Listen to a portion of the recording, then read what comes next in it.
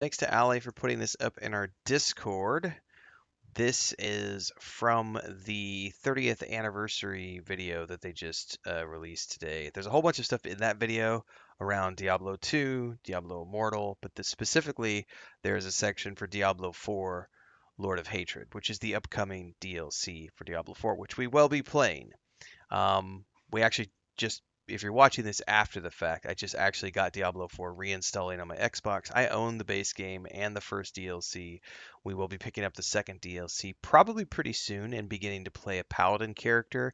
I would like to replay the entire storyline with that character so that I can get refreshed on everything that's happened in the storyline, since the new DLC is going to be a direct continuation of that storyline.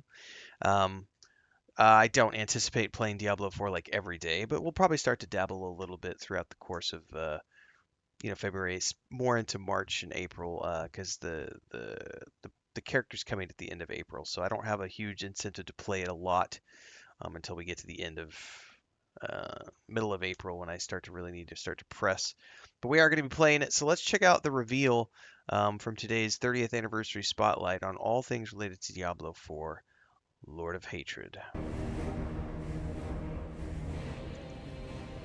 Diablo 4 has come a long way since launch. It's been amazing to see this game grow into something bigger, sharper, and more ambitious than ever. And honestly, Zavin, one of my favorite things is to see players push every system we build to its limits. Yeah, our players don't sit on the sidelines. In fact, I'm sure they're all over the comments section right now. And we love it. It helps us understand not just what's working, but where we can evolve. This expansion builds on everything we've learned so far. Class balance, endgame, core systems. This is our chance to take all of those core pillars and push them even further.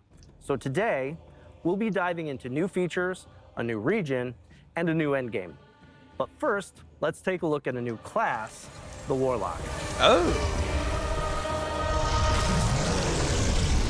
What do you mean I'm not going to play Across the Diablo Paladin? universe, we will get to watch the Warlock evolve. In Diablo 2 Resurrected, they honed their earliest arcane powers.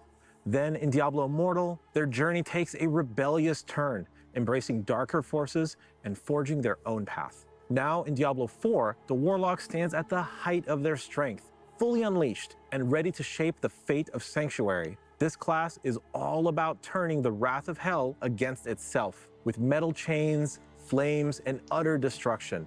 The Diablo 4 Warlock is like a heavy metal album cover come to life, fighting fire with fire.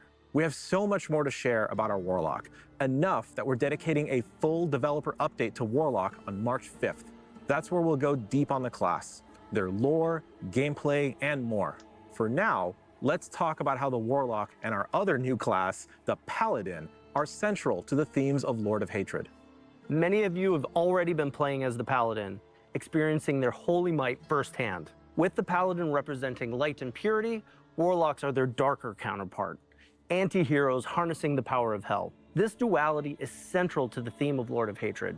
It's the eternal conflict between angels and demons, with humanity stuck in the center. As you play through the campaign, prepare to be drawn into a tale where Mephisto's shadow looms even larger. It's an unfolding saga of hatred, treachery, and the search for salvation, building towards a reckoning that will leave a lasting mark on Sanctuary. The campaign unfolds in Lord of Hatred's new zone, Skovos. Ooh. Skovos is a That dangerous looks land, amazing. visually inspired by ancient Mediterranean landscapes. Yeah, I was gonna say, it's very You'll Greek. explore rugged coastlines, mountainous highlands, ancient temples, and more monster variety than ever. I've been having a lot of fun with Skovos Titan is the Quest too. birthplace That of looks humanity, very similar. where Lilith and Inarius began it all. You'll see the Blessed Mother and the Heavenly Father carved into the marble structures of Themis, the capital city. Damn, that Themis is the dope. bustling epicenter of Skovos. Marble walls, eerie elegance, vibrant patterns, and rich textures all blend to create a hauntingly beautiful landscape. There's a town square teeming with whispers of the firstborn. You'll uncover secrets of the Ascari, the primevals, and the ancient wars that shaped the world. It's a place where every corner tells a story. Plus, we built Themis to be the ideal endgame city, crafted to streamline your access to everything you'll want once the campaign is concluded. While we keep the story under wraps for now, let's talk about Endgame in Lord of Hatred and one of its major new features, War Plans. War Plans Not give you more really control anything I and give a shit depth in about, how but you experience the endgame. I just want You the create a story. playlist of up to 5 activities, drawing from endgame modes: the Pit, Infernal Hordes, Hell Tides, Nightmare Dungeons, Lair Bosses, and the Undercity. Pick what you want, pick your rewards, and jump in. As you complete activities through War Plans, you'll earn progression towards a unique skill tree for each of these activities. These trees let you customize and modify how each activity plays. You can change the rewards, Yeah, I tweak the just got it monster spawns, reinstalling right before even this. bring Great features cat. from one activity into another. One of the best parts is how War Plans makes the endgame more accessible. If you're a new player or returning after a break, you can just pick your playlist and start playing, learning the systems as you go. But for veterans, there's a ton of meta progression and build diversity to explore. War Plans are really about letting you shape your own endgame experience. You decide what you want to focus on, what you want to avoid, and how you want to play. And for those of you seeking an adrenaline rush, we're also introducing a hyper rare event called Echoing Hatred. If you're lucky enough to find a very rare Trace of Echoes golden ticket in a loot drop, you'll gain access to the Echoing Hatred event. There, you'll face infinite waves of enemies and escalating difficulty. Each run feels different, with randomized monsters that force you to adapt your build and tactics on the fly. The deeper you go, the more intense the encounters become. Each wave will test your mastery of the mechanics and resource management to the point where we might even throw multiple bosses at you at the same time. The longer you last, the better the loot. And how long you last is completely up to your skill. I know the entire team is excited for War Plans and Echoing Hatred, but this might be a good time to talk about the why. After the campaign wraps up, that's when the real journey begins for a lot of our players. Endgame isn't just a bonus, it's what keeps you coming back to Sanctuary. And it's more than just adding new events. We want these features to feel meaningful. Quality of life changes, like making activities more approachable or letting you customize how you play, make a huge difference. There's nothing worse than feeling lost after the credits roll. With features like War Plans and rare events like Echoing Hatred, you get new goals and reasons to experiment even after returning from a break. It's all about giving you control and variety. Endgame should be as interesting and rewarding as the story. That's why we're so focused on quality of life improvements and fresh features for everyone. Now, let's talk systems updates, which also feed into this philosophy. These updates will completely refresh how you build your power your way. Let's start with skill trees. We've seen the joke that they're more like skill twigs. That ends here. With the release of Lord of Hatred, every player will reap the benefits of a completely overhauled, massively expanded skill tree But system. that doesn't happen The until changes the are built to give you more customization than ever before, right from the moment you start playing. No more waiting for random item drops or late game progression to really flesh out your build. Now you'll have meaningful choices and options in your skill tree from the moment you choose your first skills. We're adding new customization options to every single skill across the entire tree. It isn't just a small tweak. It's a major disruption to the current class system. Our goal is to make theory crafting go much, much further with more complexity than ever before. For instance, take the Sorcerer's iconic Hydra skill. Previously, you could only boost its burning damage or ramp up its critical strike potential. With the revamped skill tree, you can fine-tune Hydra to your unique playstyle. Want your Hydras to attack faster or last longer? You can choose to have their attacks trigger explosions or continually burn everything in close proximity. You can even completely transform the skill, turning your Hydras into Frost Hydras to unlock new combos with all your other Frost abilities. The new options let you experiment with every possibility as you refine the build that's most fun for you. And we're not leaving any class behind.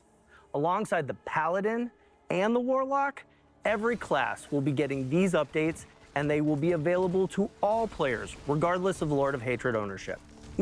That's cool. One question I have though, which is it's gonna my concern would be, let's say I jump in the beginning of April and I start building a character and I start playing through the first two, the base game, the first DLC, and I'm leveling up and I'm choosing all of my abilities, and then Lord of Hatred drops, and then I gotta respec my entire character, and of course all of the abilities change.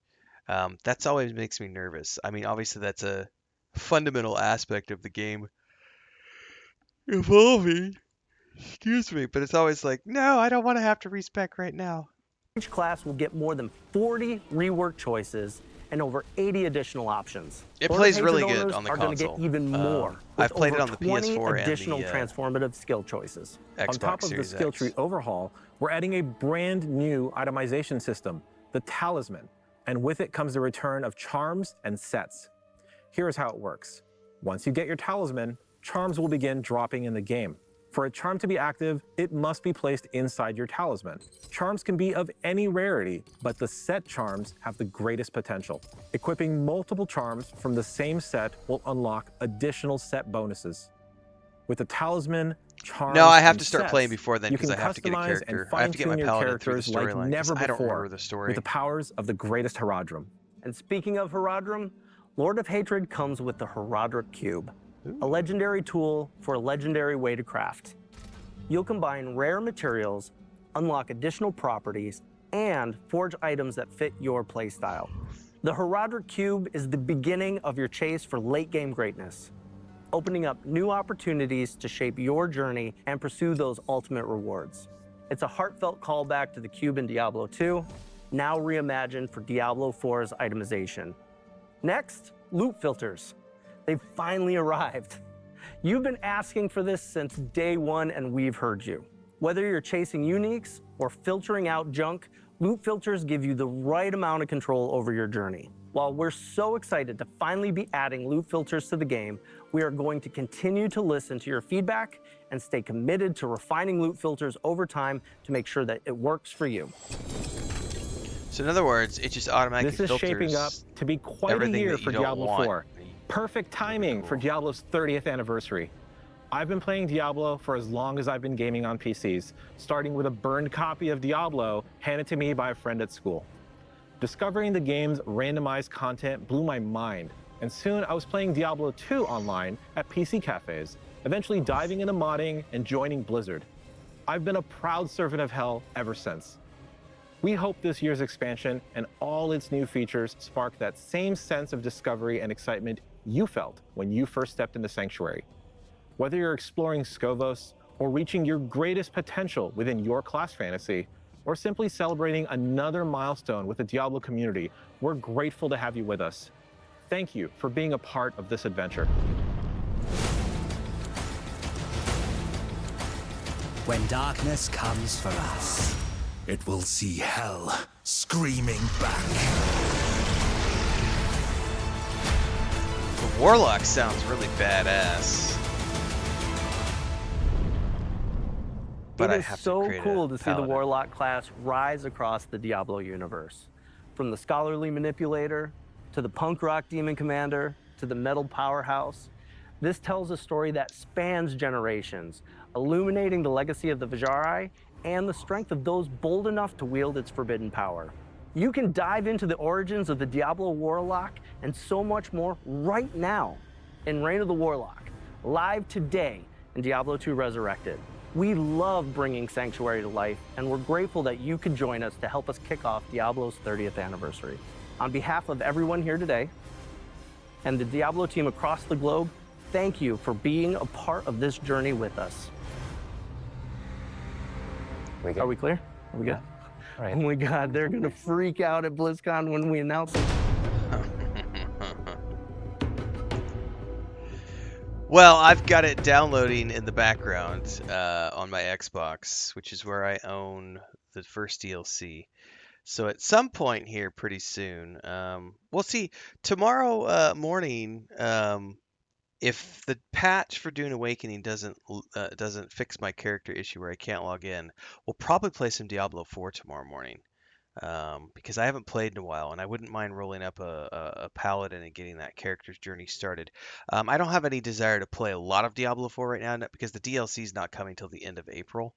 But it would be nice to maybe start plugging away like once a week or so at this and get back into the game and start remembering my button key combinations and everything else, and check out the Paladin. Because it may be that I play through the Paladin and decide, you know what, I'm just going to go straight for the Warlock and just pick it up when the DLC drops.